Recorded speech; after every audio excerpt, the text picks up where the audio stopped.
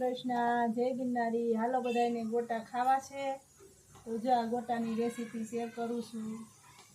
પહેલાં ટમેટાં સુધારવાના, પછી મરચાં, મરચાં સુધારી અને કમ્પ્લીટલી એનો વઘાર કરવાનો। જેમ આપણે તેલ મૂકીને સીધો વઘાર કરીને થોડુંક આમ શેકાવા દેવાનો।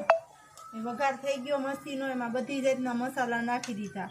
મેં એક કોઈ રાખી અને મને ખમણી લેવા જવાની આળસ થાય એટલે મેં બટેટા જારો ઊંધો રાખીને એમાં બટેટામાં ગાંઠું ન રહે, એમ ગઠોડા ન રહે એવી રીતે હું આ બટેટા ચૂંદું છું। અને બટેટા ચૂંદાઈ જાય કમ્પ્લીટલી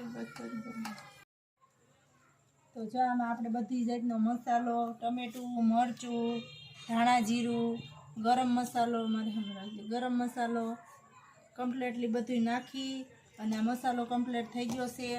અને આ લોટ બાંધ્યો, લોટની અંદર લીંબુ, મીઠું અને થોડાક ચપટી સોડા નાખ્યા, કમ્પ્લીટલી લોટે બંધાઈ ગયો છે। આ લોટ બાંધીને ઢાંકીને મૂકી દીધો। પછી આપણે ગોળી વાળવાના આવી રીતે આમ શરૂ કરી દેવાનું।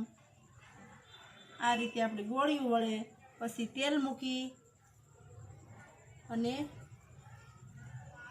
આ રીતે બટાટા વડાની ગોળીઓ વળે કમ્પ્લીટ। તો ફાઇનલી આપણી ગોળીઓ તૈયાર થઈ ગઈ છે। અને હવે જો આ તેલ નાખી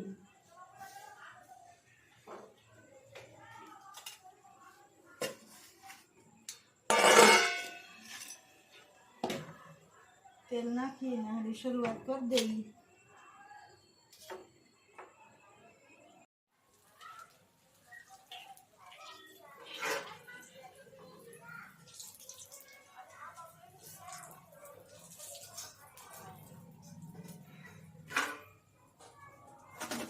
બધી હાલો જો આ ગોટા તૈયાર।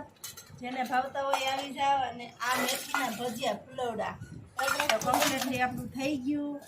આવી જ રીતે અવનવી વાનગી જોવા માટે પેજને ફોલો કરો અને લાઈક કરો।